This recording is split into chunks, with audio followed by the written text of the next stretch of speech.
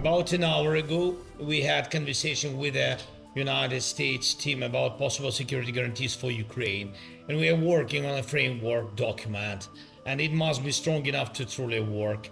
We believe this document should be approved by the United States Congress. This would mean real, solid, legally binding security guarantees for our country, and they must actually be implemented. Of course, a working model of security guarantees is impossible, and we underlined it, impossible without Europe and all members of our coalition of the willing, from Canada to Japan, Australia and New Zealand.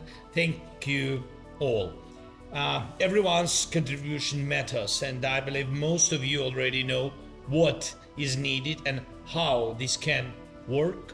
And now we need to coordinate everything so that the Americans are fully on the board in every process.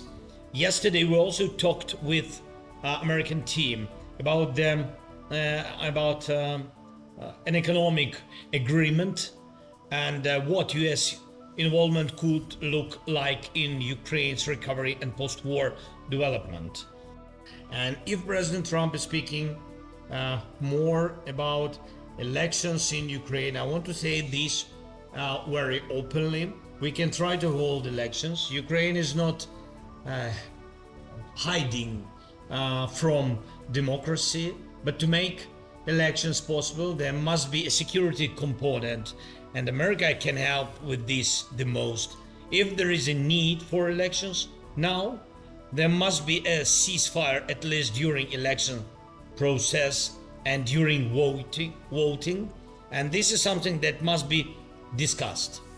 And honestly, we think here in Ukraine that America should speak to the Russian side about this.